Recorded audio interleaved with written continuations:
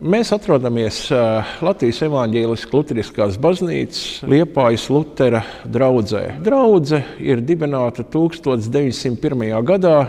Šeit atradās pirms tam koka lūgšanu namiņš kā filiāle Liepājas Svētās Annas baznīcai, kamēr Annas baznīcā notika remonts. Pēc remontiem draudze pārcēlās apakaļ uz savām telpām, un šeit tika izveidota jauna draudze, kā mācītājs bija Kārlis Goldbergs, kurš nokalpoja līdz 1938. gadam. 1914. gadā tika ielikts pamatakmenis šī baznīcai.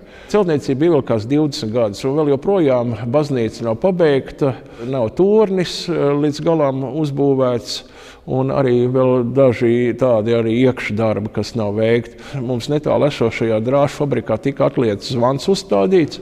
Draudzē bija pārpa 1400 draudzes locekļiem, bija liels koris, 250 koristi, bija arī pašiem savs pūtēju orķestris. Kad jau bija baznīca jau, kā saka, iesvētīta un darbojās jau 3 gadus, mūsu baznīcai toreizējais valsts prezidents Kārlis Ulmanis uzdāvināja Vefā ražotās Hammond elektriskās ērģeles, kuras darbojās līdz 2000. gada sākumam. Pēc tam draudze pārgāja uz sintezātoru, bet 2007. gadā draudzei uzdāvināja zviedru ērģeles, kuras uzstādīja priekšpusē virs altāra. Dotajā brīdī Hammond ērģeles tiek atdzīvināts, un ļoti liels paldies jāsaka entuziastei Antrai, kur šo procesu visu ir iekustinājusi. Man ir ļoti liels prieks un liela pateicība Lutera baznīcas draudzei, kuras cilvēki ir tik brīnišķīgi, ka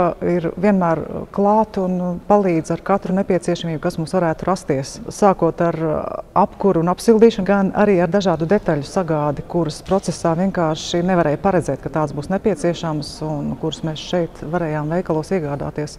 Milzīga pateicība visiem tiem cilvēkiem, kas mūs ielaiž baznīcā, kas mūs uzvāra tēju, kas palīdz sagādāt to, kas mums ir tiešām nepieciešams šajā brīdī. Baznīcā notika arī koncerts, lai vāktu ziedojumus. Arī šāda veida arī koncerts ir bijis Rīgā.